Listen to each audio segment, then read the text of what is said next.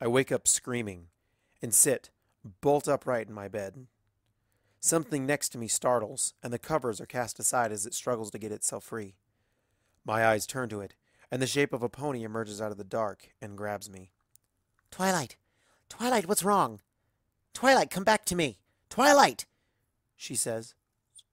Reality comes rushing back in, and I remember where I am.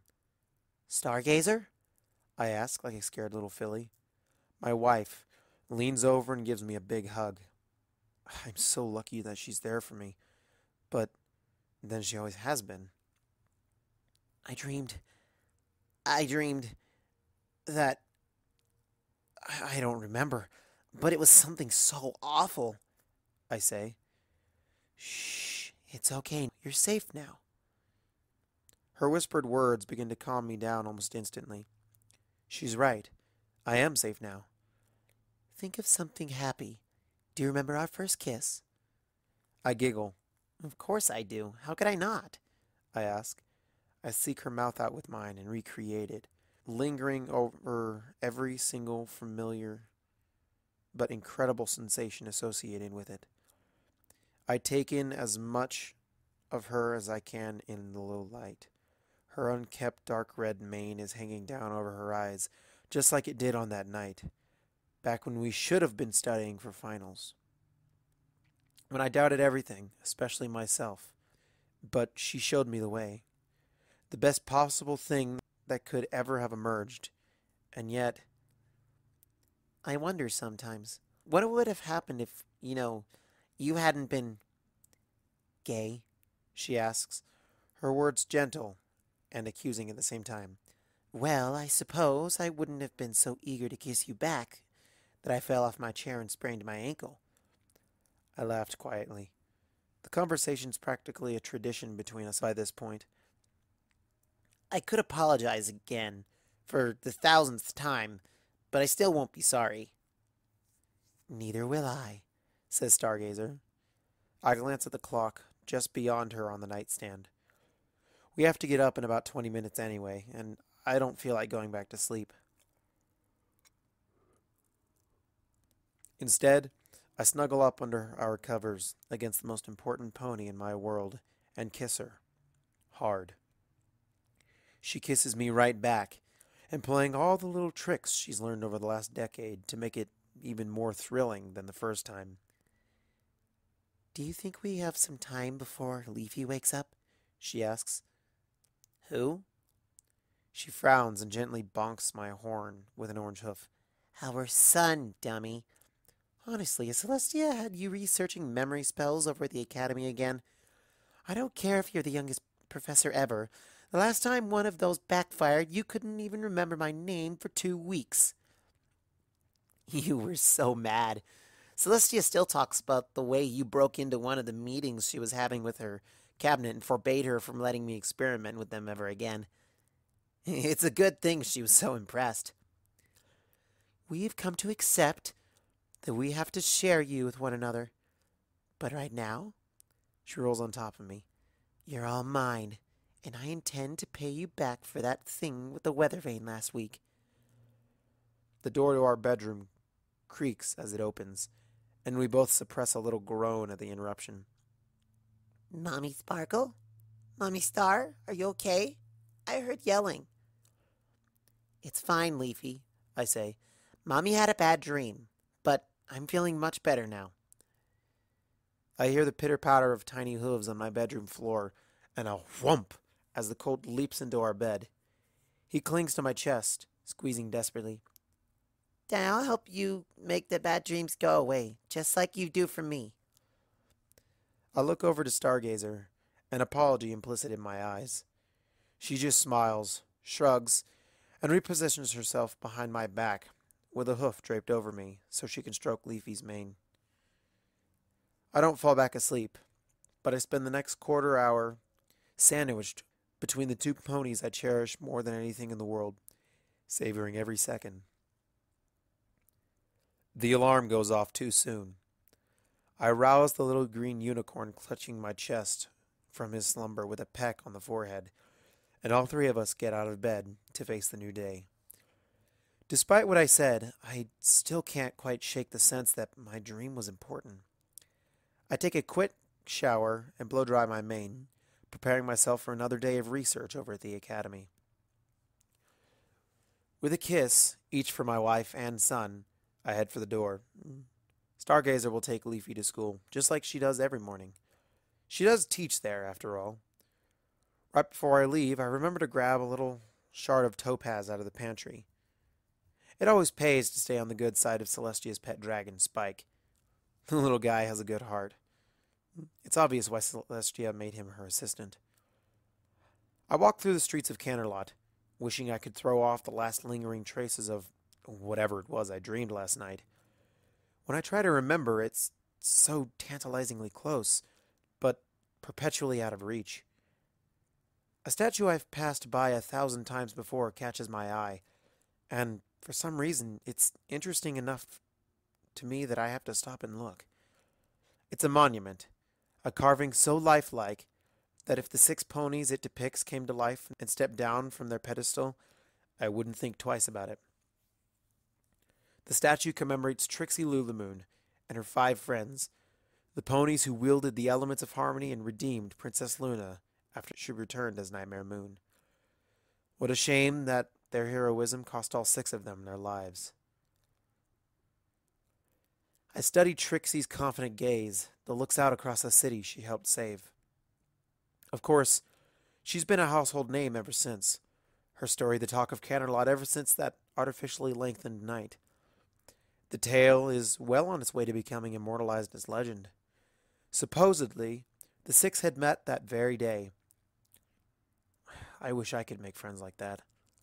Sure, I have colleagues at the academy and, of course, Stargazer and her friends, but it just isn't the same. Something twinges in the back of my mind. Something related to the dream I had last night. Was it about Trixie and her friends? It all seems unusually familiar. I continue walking, getting closer to the academy, but I stop a block away. I look over at the train station I'm passing, and an irresistible impulse wells up inside of me. Before I know it, my hooves have carried me over to the ticket window. What am I doing? It's not at all like me to just skip out on work. Hello, sir, I say. 1, please. On the midday train, going anywhere. Cheapest fares to Ponyville, he replies. For some reason, that sounds like it's exactly where I want to go. Perfect! I throw down a few bits to cover my ticket and walk to the platform the train will be leaving from in 10 minutes. Behind me, the stallion mutters something I don't quite catch about how he had just got that song out of his head. As the train pulls away from the station, I wonder again what I'm doing. This feels important. Important enough to risk Celestia's displeasure at my playing hooky. I can always catch up over the weekend, and in my present state of mind, I wouldn't get anything done anyway. As the train rolls along, the sense of familiarity only grows, as does my confusion at it. I've never even been to Ponyville before, so why do I recognize all the scenery that's passing by my window? The sensation of déjà vu only continues to mount over the next several hours, until by the time I arrive at the Ponyville train station, my mind is screaming for me to remember this, but frustrates me when I try. I step off the train and wander into the street. At least on the train I was moving, which gave me the illusion of progress, but now that I'm actually here, I've got no idea what to do next. Oh, hello there. Is this your first time in Ponyville? I turn to the source of the voice, a white unicorn mare with an elegant and distinguished purple mane. It is, I think, I say. Is it that obvious? The other pony laughs graciously.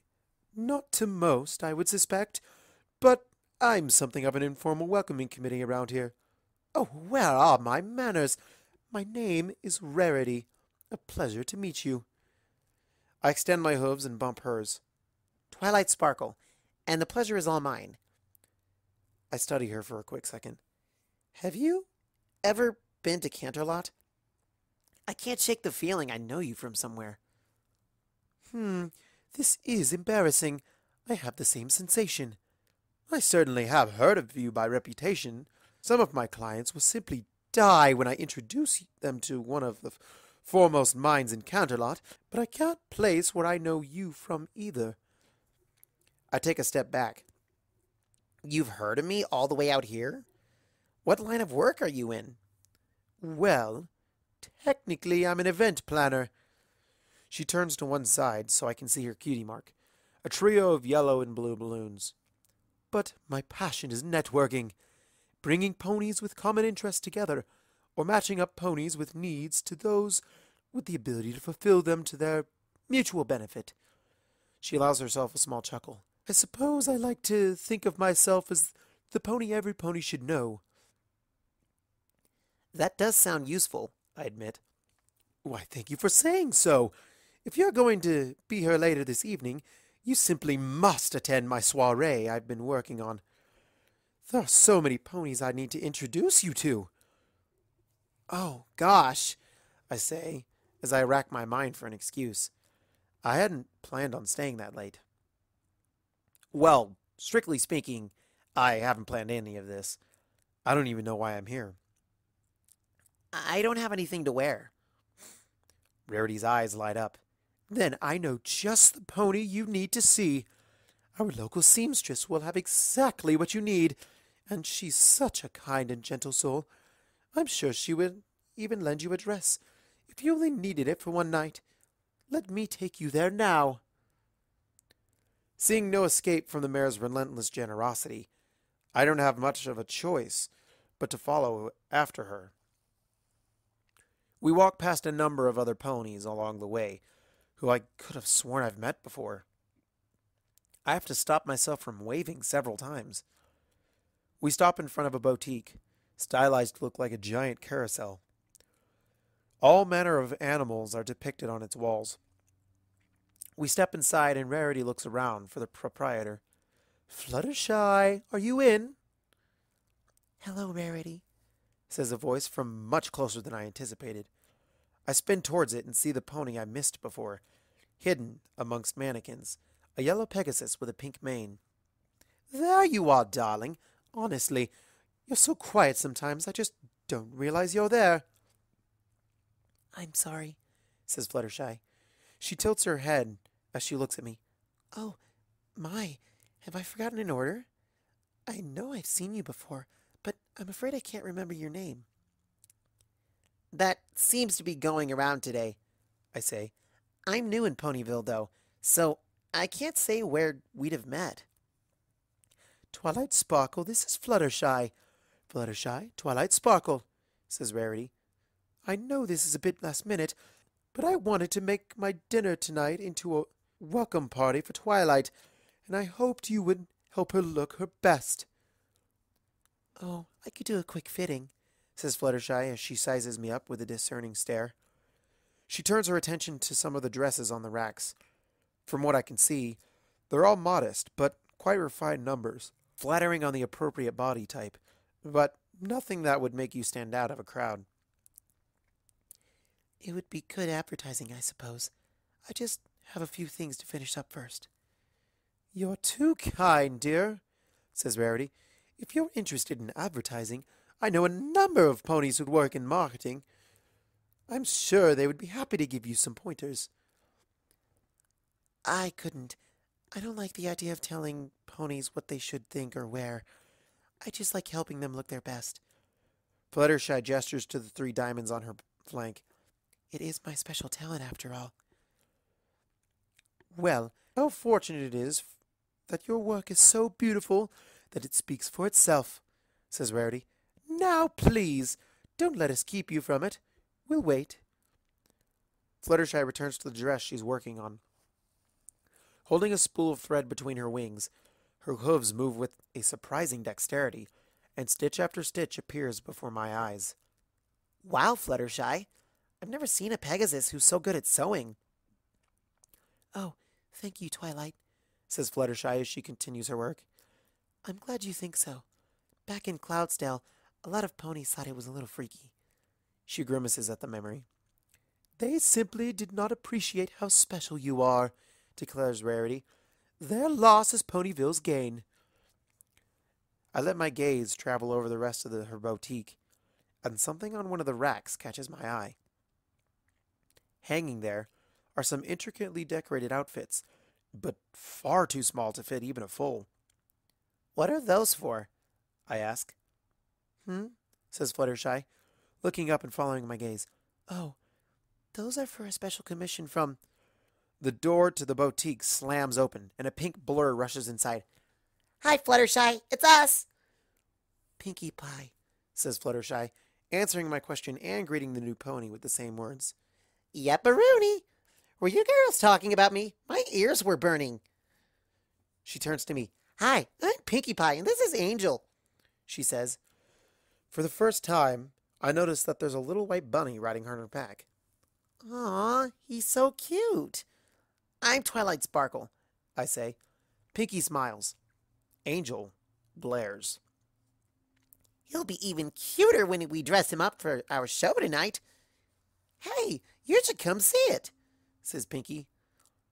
It's very kind of you to extend the invitation, Pinkie, says Rarity. However, I've already asked her to attend my event.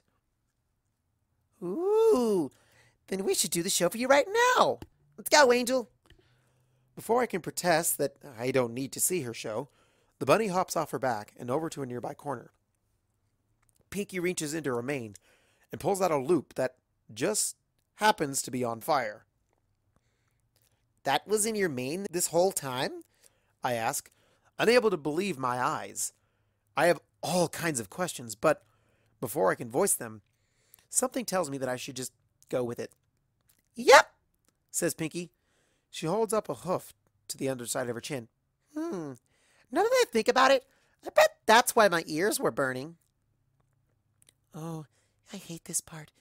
It always looks so dangerous, says Fluttershy as she covers her eyes. Don't worry, Angel's a pro. Watch! With that, she tosses the burning ring into the air. Angel takes off, running, building speed as he goes. He leaps up onto Pinkie's back again and carries the momentum as he jumps high into the air. He does a little flip as he soars through the descending loop, his puffy little tail passing just inches from the flames. Then he lands, and at the very same instant, Pinkie catches the loop again, holding it above her triumphantly as she falls onto her rear knees. Ta-da! The three of us can't help but applaud at the display, though Fluttershy looks a lot more relieved than impressed. I've been having trouble making out what Pinkie's cutie mark is, but it clicks in my head. 3 pink butterflies, although the pink-on-pink color scheme was making it hard to tell. That was amazing, I say. So you're a rabbit tamer, I take it? Not just rabbits. All kinds of animals, she replies. In fact, I'm friends with just about every animal in Ponyville. Pinkie has performed at a number of my events, says Rarity. It's always quite amazing what her little friends can do. What can I say? I love to make ponies smile, says Pinkie. And I just love to make little outfits for all of them, says Fluttershy. The 3 of us do make quite the team, I must say, says Rarity. Looking between the 3 of them, I can't disagree. Their talents really do complement one another nicely. I'm just about to say so when everything explodes. I cry out as the boutique shakes, grabbing a folding screen for support. It isn't enough, and I fall to the ground. I look out the window and I see a ring of colors, every single part of the rainbow, spreading outwards. The other 3 are entirely unimpressed. Oh, says Rarity, I had forgotten that it was Tuesday. Where did that come from? I ask. Ha! Your first rain boom! You're a real Ponyvillian now, says Pinkie, slapping a hoof on my back. They are a little scary if you aren't used to them, says Fluttershy. To answer your question, just follow it back to the center of the ring, says Rarity. You'll likely find the origin over Sap Apple Acres. Zap Apple Acres? Don't tell me you've never had Zap Apple Jam before, says Pinky. Of course I have. Who hasn't? I didn't know this is where it came from, though. Indeed, it's Ponyville's biggest export, says Rarity. It's made the farm's owners quite well off over the last few years, after they found a way to produce it regularly. I'll still be a while before I can start on your dress. Why don't you go over and see? I'm sure they would love to meet you, says Fluttershy. I consider it. I might do just that. Now that I think about it, I swear that something about that explosion felt familiar. Haven't I seen it before from all the way in Canterlot? Like so many other things today, I can't place it. I bid farewell to the three friends and leave the boutique, following the trail of the still expanding ring.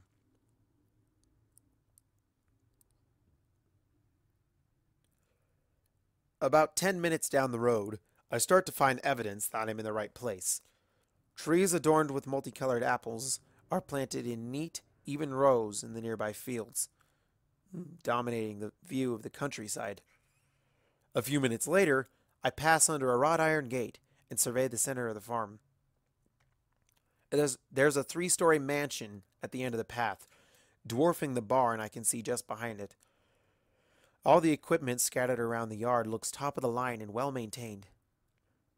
Yeehaw! The cheer makes my ears perk up and draws my attention over to an orange mare who's waving a beat-up old hat at me. We trot towards one another and meet halfway. Well, howdy there, partner. Name's Applejack. Pleased to meet you. What brings you all the way out here to the acres? She grabs my hoof and shakes vigorously. I'm Twilight Sparkle. This is my first day here in Ponyville, and when I saw that rain boom, I wanted to come over and investigate. The walk over was nice, too. Your land is really beautiful. She breaks into a grin. Well, shoot, I can already tell I'm going to like you. Somehow, I'd known she would appreciate that particular compliment before I even said it. I'm not quite the right one to tell you about the rain booms, though. Might want to cover your ears or back up a nudge. Confused, I do as she suggests. She inhales a huge lungful of air and holds it for a moment. Hey, Rainbow Dash! Somebody's here who wants to ask you about the rain booms! She bellows up into the sky. Even with my hooves covering my ears, my head keeps ringing for a few seconds after the sound stops. For a moment, nothing happens. But then a projectile with a rainbow contrail zips across the sky before turning down and coming to a rest a few feet above us. The Cyan Pegasus pulls off the goggles she's wearing and shakes out her rainbow mane. She wipes her forehead and flicks the moisture off to the side, making a small dent in the sheen of sweat that runs down her chest, sides, and even her cutie mark of 3 ruby red apples. Sure, I could use a break. I've been out in the field since sunrise, she says. I guess you heard, but the name's Rainbow Dash. Nice to meet you. She has just the hint of an accent herself, but not nearly to the degree Applejack does. She sets herself down next to Applejack. Twilight Sparkle, that was amazing back there. What did you call it? A rain boom? Sonic rain boom. And yes, I am pretty awesome, says Rainbow Dash. Applejack rolls her eyes, which doesn't go unnoticed by Dash. She flicks her tail and wetly slaps it right against the other mare's lightning bolt-shaped tricolor cutie mark. Applejack gives a little yelp at the impact. Oh, don't pretend you don't love it. I look from one to the other, unsure if I should acknowledge the flirty behavior. Well, I was really impressed. With moves like that, you should try out for the Wonderbolts. Rainbow Dash shrugs. I thought about it, but ended up deciding not to. I have everything I need right here, and these guys would be totally helpless without me around. My family worked this farm for generations perfectly fine before you showed up, Rainbow, says Applejack. Hey, I've got nothing against your family, AJ. After all, She suddenly lunges at Applejack, catching her by surprise, with a deep kiss that just goes on and on. I married into it. She finishes when she comes up for air at last. She turns her head and gives me a wink. Turns out I really like the taste of apples. Applejack coughs and sputters. Dashy, come on! You two are... Wow, I say. Yeah, that would be a good word for it, says Rainbow Dash. But over this one, more or less, the day I met her. She took a few years to come round to the idea, though. I always preferred stallions growing up, explains AJ. Sorry, I don't know why I'm telling y'all this when we just met. Just feels like I've known you for a long time somehow. Rainbow Dash makes a loud pfft sound and waves a hoof. Mares, stallions, every pony's a little bit rainbow sexual. Too bad most of them won't ever find out what they missed. So, how did you two meet? I ask. Applejack looks over to Rainbow and smiles, giving her cheek a quick nuzzle, despite the sweat. Come on inside, and we'll tell you over some tea, she says. We step into the front hall of the mansion, tastefully but ornately decorated, and Applejack leads us to the kitchen. She pulls 3 glasses from the pantry and a pitcher of iced tea from the refrigerator. I take a sip. It's as delicious as it is refreshing. Rainbow Dash, on the other hoof, chugs an entire glass in one go and motions for more. So, before I decided I didn't want to join the Wonderbolts, I did want to join the Wonderbolts, begins Rainbow Dash. Practice all around town trying to learn the tricks I need to impress them. Finally, I came up with something that knocked them out of their flight suits when they saw it. The Sonic Rain Boom.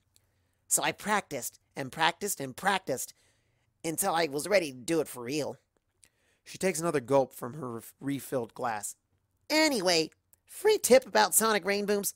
Don't do your first one heading down towards the ground. Although I guess that won't help either one of you unless you magically grow a pair of wings somehow. I've had bad crashes before, but that one was worse than most. I totally pulled it off, though. Anyway, Applejack cuts in, I was just on my way to the big Appaloosa rodeo competition. I spend a couple of months a year out on the tournament circuit. Guess I'm a pretty competitive pony, as this one knows. She pats Rainbow Dash on the back. I was leaving for my train when, bam, Sonic Rain Boom right over my head. Well, I probably ran faster than I ever had before trying to follow the trail of where she landed. Meanwhile, around me, the apples are turning all kinds of colors. Found the crater in the southern field, and her right in the middle of it.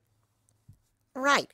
So, first thing I see when I come to is this gorgeous mare leaning over me. Glowing blonde mane, adorable freckles, the whole 9 yards, says Rainbow, jumping into the story with a practiced ease that makes me think the two of them have done this many, many times before. Naturally, I played it suave and cool. As I recall, you'd broken a wing and were crying for your mommy. But like in a totally suave and cool way, insists Rainbow Dash. We took her in and patched her up. It was only neighborly. Wasn't until hours later we noticed we'd both gotten our cutie marks during the whole ordeal.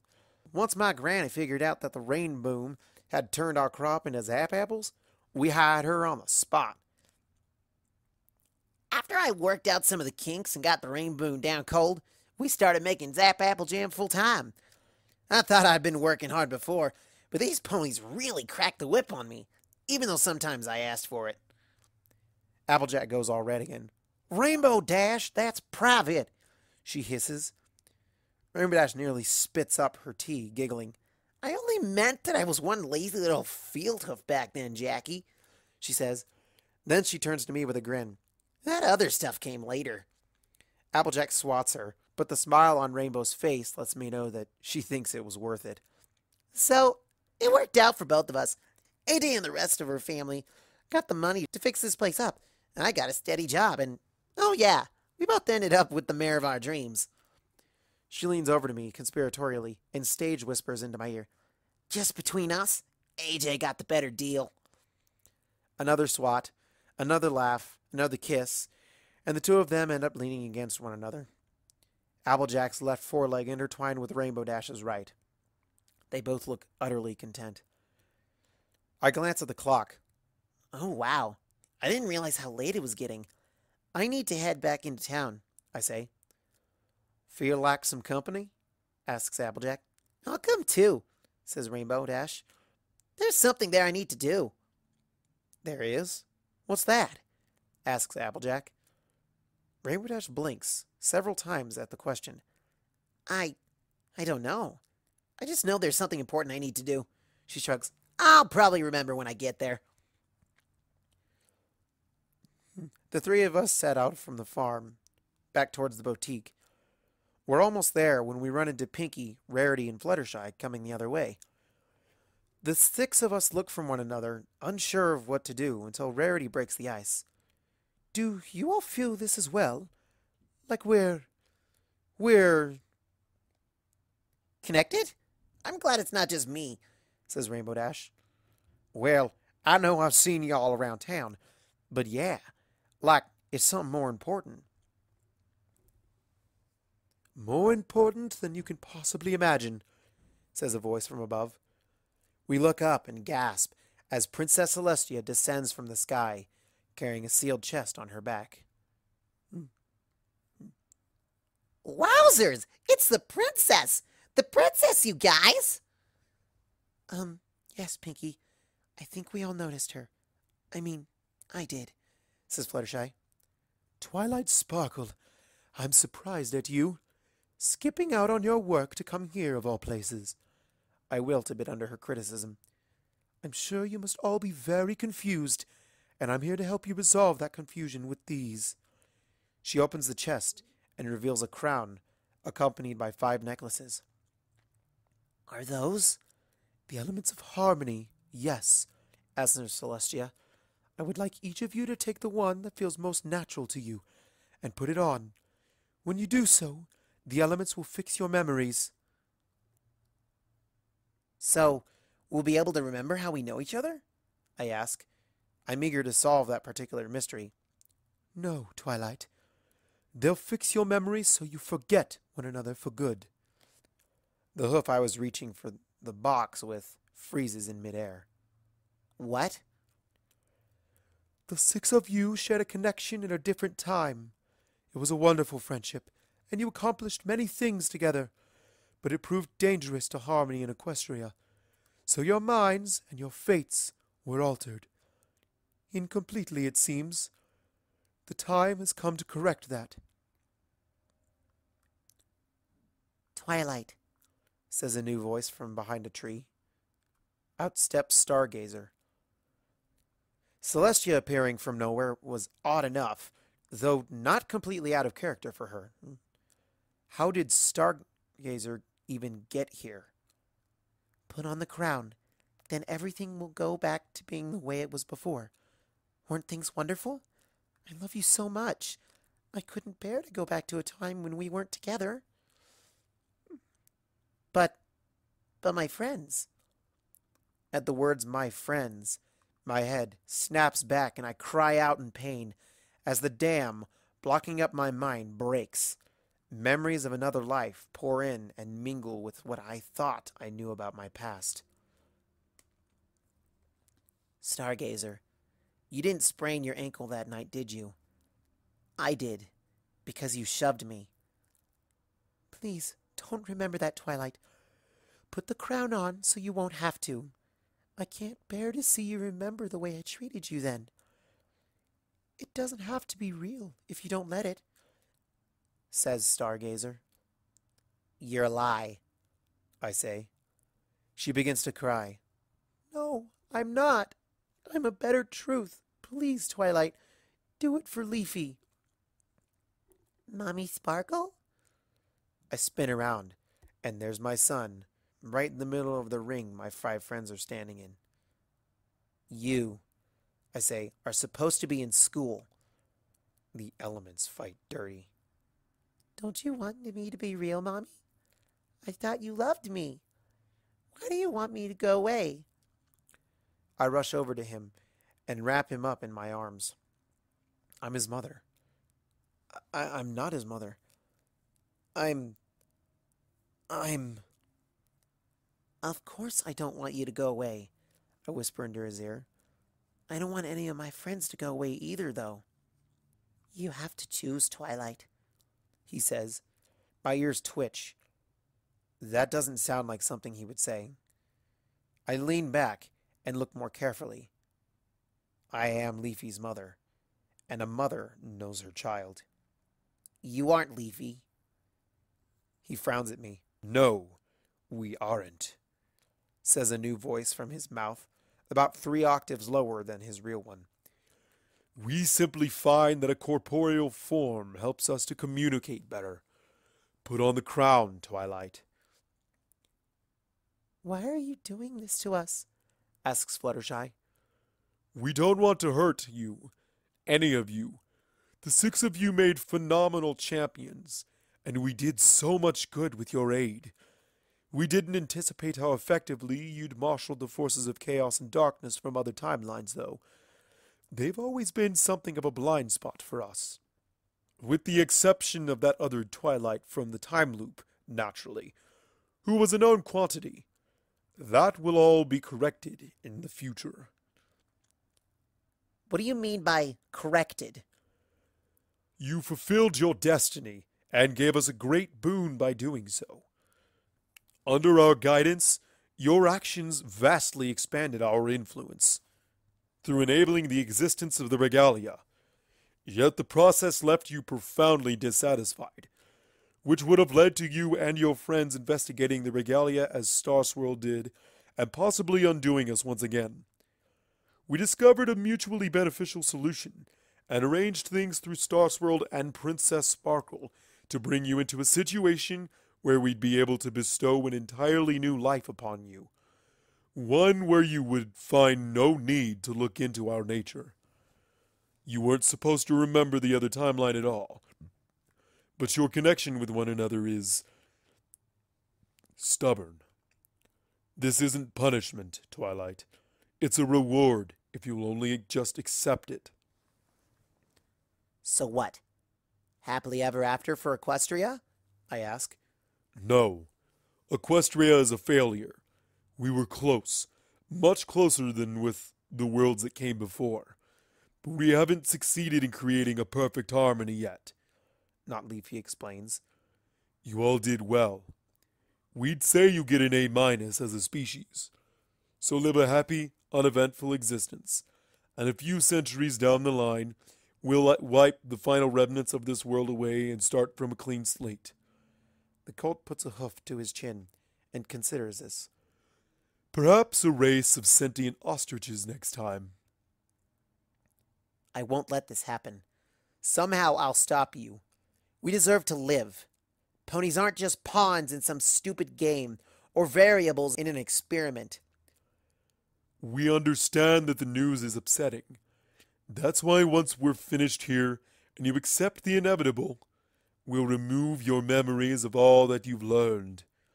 You'll live a wonderful life, and you'll never have cause to think about Ponyville or one another again.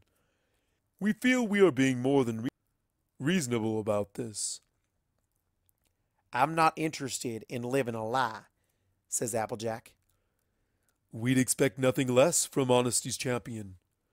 Are you comfortable with telling your wife that what you feel for her is a lie? Because if you go back to the truth, or more accurately, the most recent truth before this one, all of that will be gone. Rainbow Dash looks over to Applejack, the pain on her face as clear as day to any pony that looks.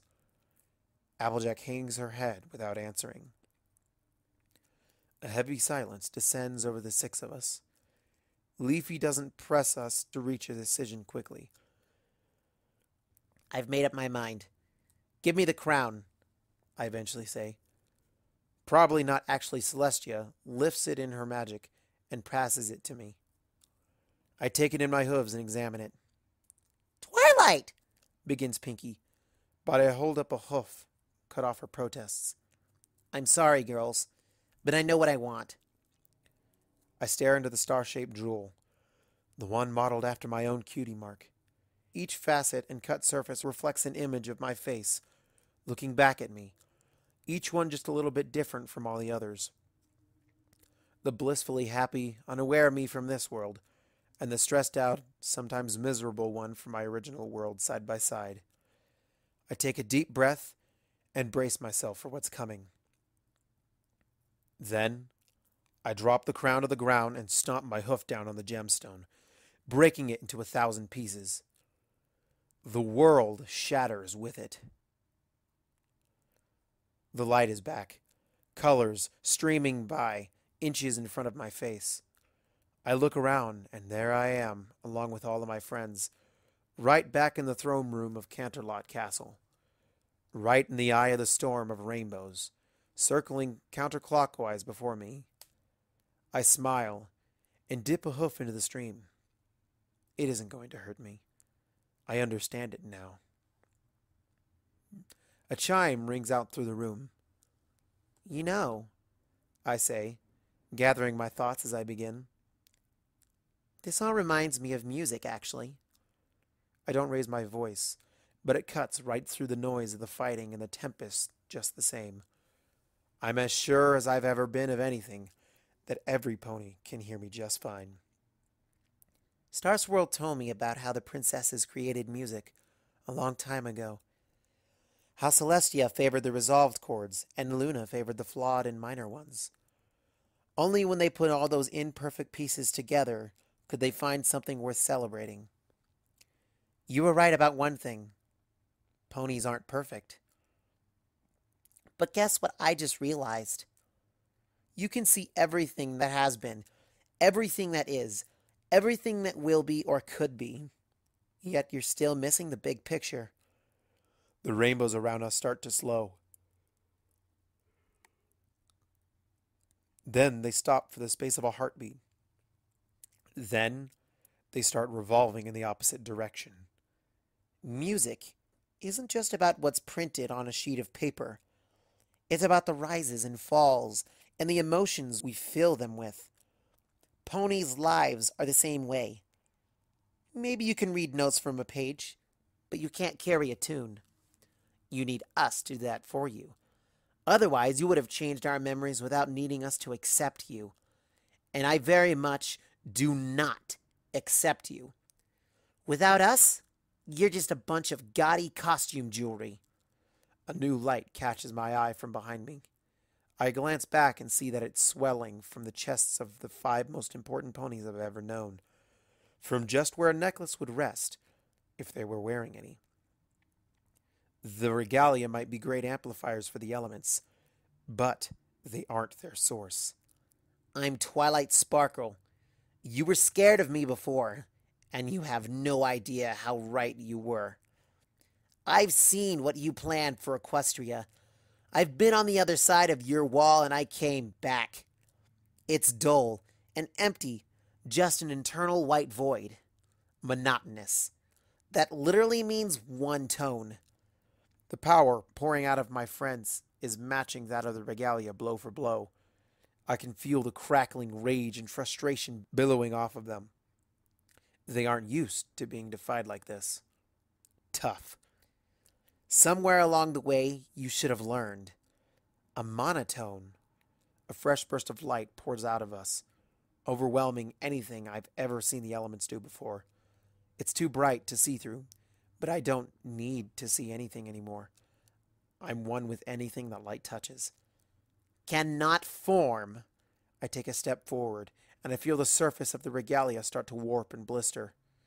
Ugly welts bubble up from them before they pop, spattering precious metals all over the floor. A harmony. With a final, pathetic whimper, the regalia melts away forever.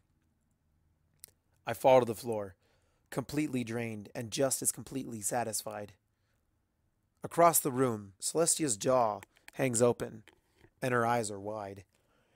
Melted gold from the piece of slag on her head that used to be the element of magic runs down the side of her face, but I don't think she's noticed yet.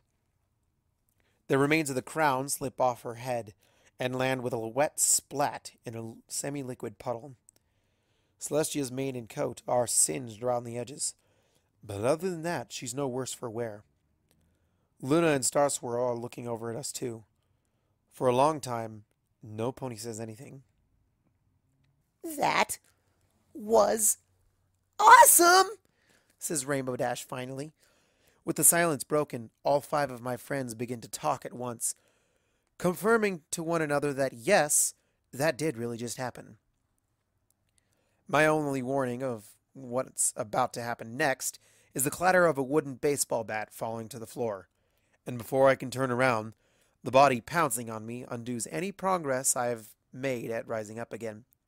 You're okay. You're okay. When I saw the princess try to blast you, I thought, says Azalea. Then she gives up on words and just starts peppering me with little kisses. At some point, we're going to have a conversation about the appropriate times and places for surprise tackle hugs. But moments like this one are certainly going on the approved category.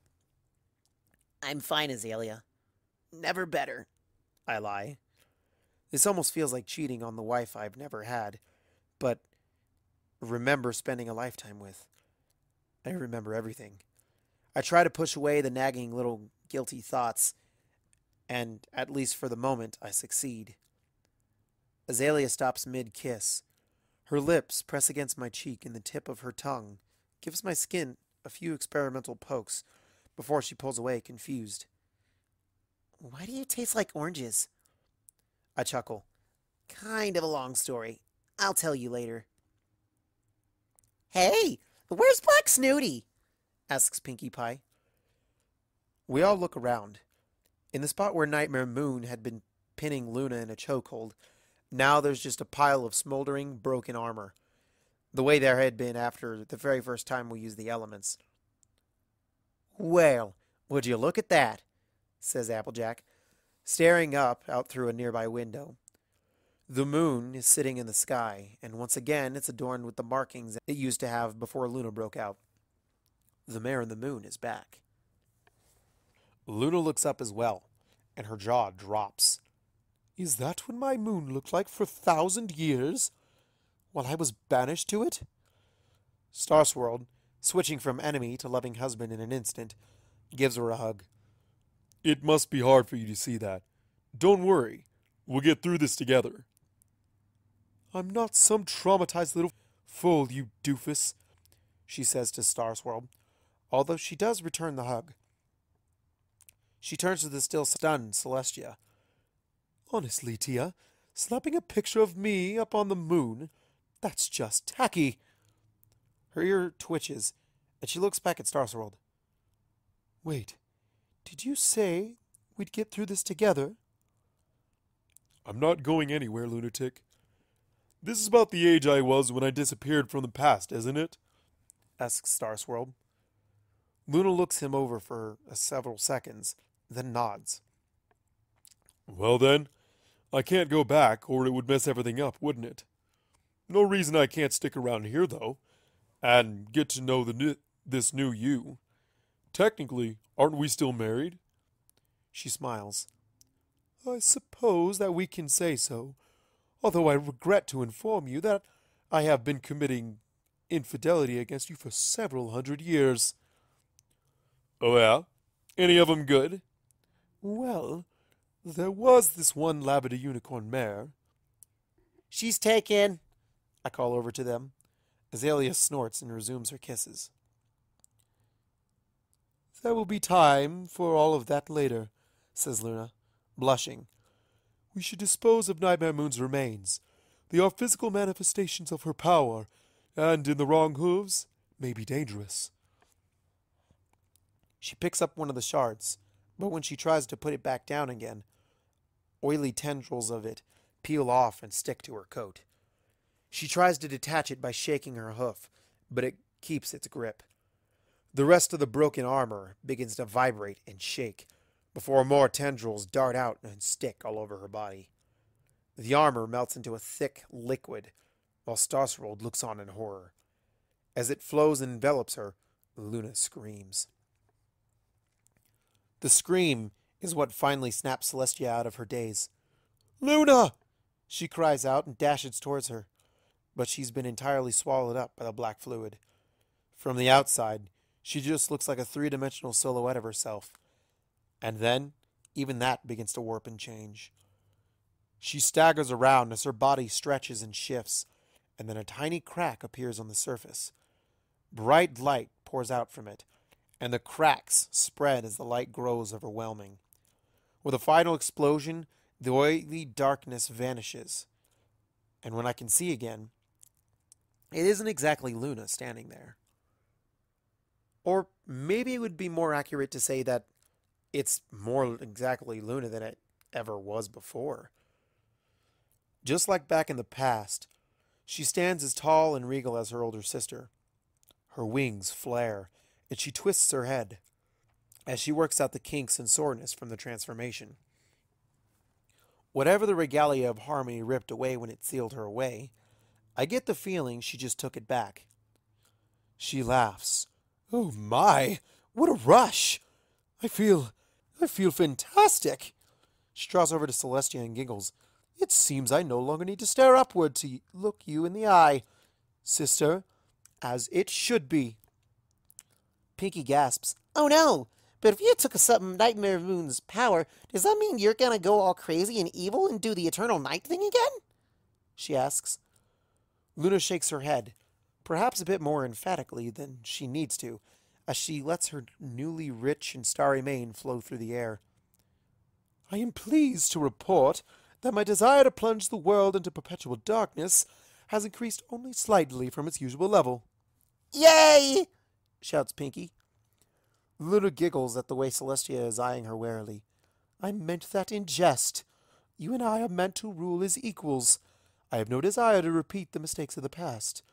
Besides," she stalks over to Star Swirl and kisses him on the nose, "I have more important things to do than scheme against you." "Oh, geez, not again. Why do you always have to be so gross in front of every pony?" We all look towards the sound of the new voice at the entrance of the throne room. Star Swirl looks like he's about to have a minor aneurysm. "Shooting Star, what are you doing here? You were supposed to use the scroll I gave you to get home. I explicitly told you not to follow me." "Yeah, like that ever worked before," she scoffs. She trots up to both of her parents and hugs them. "I don't want to go back if you don't. I'm staying right here."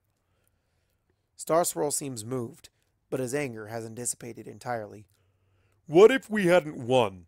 What if the elements had killed us all? Or Nightmare Moon had taken over after we won?" "I don't know. The whole Daughter of the Evil Empress thing sounded like a cool fallback plan." While the three of them cuddle together and chat away like they're somehow the most normal family in the world, Celestia returns to me, Azalea, and our friends to give them some space. "I apologize for not trusting you, Twilight.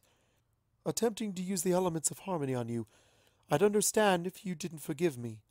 Azalea, I also apologize for defenestrating you." I smile up at her. "It's fine. It's what I wanted you to do anyway. Although I couldn't explain it with Nightmare Moon right there. I'm sorry for all the things I said to provoke you. It's not like things went according to my original plan." Azalea nods. "I'm just glad that you picked an open window. Sorry about hitting you with a baseball bat." Celestia grins. "In your position, I might have done much the same thing. Twilight is very dear to me. If you'd like, I think we should have some tea together and discuss your relationship with her. Alone." "Alone?" "Perhaps. Or perhaps I shall invite her parents to join the two of us as well. I'm sure they would have quite a few questions for you as well." Azalea starts to tremble and look down at the floor. I frown at Celestia. "Princess, be nice." She narrows her eyes ever so slightly for a moment, but then throws her head back and laughs. "I have a large and moderately painful welt beginning to form in the back of my head. I think I'm entitled to a tiny bit of payback. She spreads a wing over Azalea and pulls her against her side. If Twilight loves you and you her, of course you have my blessing. Thank you, Princess. Celestia looks over at Luna. Her power and her family restored to her in the space of a few minutes, and gets a wistful look in her eyes. It's the best feeling in the world to see those you love together with their friends and families. I couldn't possibly be happier. I'm not really sure if she's telling that to us or to herself. Mom? Celestia goes rigid. Frozen there on the floor. It's several seconds before she can respond. That can't be. I grin up at her. Are you sure that you couldn't possibly be happier? Celestia stands up slowly and turns to where Morning Glow is standing in the doorway. I thought Shooting Star might have brought him along. He's still a bloody mess, with dirt and mud caked into his matted coat. It's not like that cave was equipped with a shower. They stare at each other for almost a minute, neither of them able to believe their eyes. Glowy? At the sound of his name, Morning Glow charges into the room. Celestia rushes toward him as well. Halfway into the room, he leaps to her, and they collide in midair, forearms and wings wrapped around one another by the time they hit the ground. Mom! Oh, Mom! I watched you die. Most of this is your blood. I thought I'd never get to tell you that I love you again. I love you too. Oh, Glowy, I love you so much. So much. My baby. Wait, who are these ponies? I remember Star Swirl in his letter mentioning Shooting Star, but who's this new guy? Asks Rainbow Dash. That's Morning Glow, Celestia's son, I explain. Princess Celestia has a son? Since when? I look over at the two of them, clinging to each other like they're never going to let go again, with the tears streaming down both their faces. Celestia is gently rocking back and forth as she whispers something, just for the two of them, into Morning Glow's ear. Since right now. Rarity gasps. Do you realize what this means? With all these ponies from the past coming to live in our time? My mind races. Could there be some sort of temporal feedback loop? A paradox that wipes out existence? Gigantic changes in history rippling outward from this moment? What am I missing? What does it mean, Rarity? It means that Retro is going to be huge next season. She grabs my cheeks, and as she pulls me to face her, I see a maniac glint in her eyes. Twilight, I need every book you have on fashion from those time periods, a sewing machine, and 300 pounds of purple silk. Stat! She drops me to the floor and brings a hoof up to her forehead. And Princess Luna! She's bigger now! She's going to need an entire new wardrobe from the ground up. I need measurements. Oh, where is my tape? Rares, don't you think you might be forgetting something important? Asks Applejack. Well. Look at all the lovey-dovey little ponies and their happy endings, says Discord's voice from above. I haven't seen this much sap since I turned Manhattan into a forest of maple trees. We all gasp and look up at the monster standing on the ceiling, looking down on us. Oh no. What are we going to do? I don't know if I have the energy to draw directly on the elements again like that. Discord! I shout. The one and only, he replies. No, really, the one and only. Had a big fight with that other one. Real knockdown. Drag-out stuff. Probably blew the special effects budget for months. But in the end, that other me just wasn't up to snuff. So he got snuffed. Wait, I don't know if I understand, says Fluttershy. Are you the nice reformed Discord, or the mean unreformed one? He strokes his chin, then he looks down at Fluttershy and winks. Wouldn't you like to know? With that, and one final, lingering laugh, he vanishes into thin air. Ugh. Never can get a straight answer out of that one. What a pain, says Applejack. Yeah, maybe we should have locked him back in the statue, just in case, agrees Rainbow Dash. The two of them look at one another, then suddenly blush and turn away again. It doesn't go unnoticed. Rarity, says Fluttershy, changing the subject. if you're making a whole new line of retro-inspired period works, do you want any help? I mean, I still remember a lot about how to design and sew from that other place. Oh, I couldn't possibly impose on you like that, Fluttershy. I'm sure some of my connections can help me acquire the labor I need, assuming that they do still exist. Besides, if you were in my boutique, who would look after your animals? Ooh, I will! Pick me! Pick me! Pinky bounces into the air, waving her hoof to draw their attention. Do you think I could teach a ferret to do a backflip? Wait, do you all remember everything the elements did to us? I ask. I had assumed for some reason it would only be me. What did they do anyway? Asks Azalea. How did you know you needed to attack Canterlot with Discord and a Nightmare Moon? It's been kind of a weird day, I reply. Not actually the weirdest one I've ever had, which says a lot about my life, but I'll fill you in on the train ride home. Heh, I bet you aren't going to want to leave the library for a straight month after all this, says Applejack. That does sound good, but first there's one more trip to make. A week later, I push open the door of a small flower shop in Trottingham. The jingle of the bell announcing my presence. I hear movement, and a stallion emerges from behind a display. A green earth pony with a flower for a cutie mark. Hello, sir, I begin. You wouldn't happen to be a Mr. Xylem, would you? Sure am. Can I help you? Not me, but there's a pony here I think you should meet. I take a step to one side and gesture behind me. There's no pony there. Is this some kind of prank? My confident smile falls away as I turn my head and look. Sure enough, the two of us are all alone in the shop. I chuckle. I'll be right back. He shrugs. Best be quick about it. We close for the day in about 10 minutes. The jingle of the bell is a lot more frantic as I run through the door a second time. I stop on the empty street and look every way I can for my target. I find her closer than I expected to. Sitting against the wall, just to the side of the door and silently crying, is Azalea. I sit down next to her and pull her into a hug. I can't do this. I'm scared, Twilight. I'm so scared. What are they going to say when they meet me? I don't know, sweetie.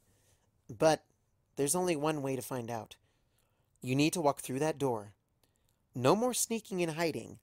That's not who you are anymore, is it? Azalea shakes her head. Please, don't make me, she begs. I won't. I won't make you do anything you don't want to. If you'd rather come back another day, we can. But you're going to have to do this eventually. She sniffles. Yeah, I know.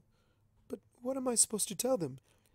Hey, sorry your daughter died last year. Don't worry, though. I'm here to replace her. You are her. You are Azalea, I say.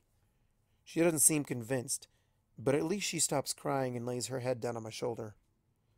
I let her rest there for a minute, acutely aware of the time limit I'm under. Hey, remember that night on the lake? I ask. I feel her nod, but she doesn't say anything. It's a leap of faith. You didn't think you could do it that night either. You just thought you were going to end up soaking wet and disappointed. But you leapt, and something amazing happened. Us happened. And just like that night, I'm going to be right here helping you walk on water. If something goes wrong and we take a plunge, we'll just crawl back out and help each other dry off and warm up. Does that sound good? Azalea wordlessly reaches out, and I take her hoof in between mine. She takes a long, deep breath. Okay, I'm ready. You go first this time. I'll be right behind you. I give her a quick kiss and help her stand back up. She steps over to the door, and after one last glance back, to assure herself I'm there, pushes the door open. The bell jingles for a third and final time. The same stallion as before steps out again, from another direction this time. Did you find the pony? The pony that... He stares at Azalea, unable to form coherent words. Azalea's knees have stopped shaking, and her tears dried up. She smiles up at the stallion, and though it takes her a few tries, she does manage to get the words past her lips. Hello, Dad.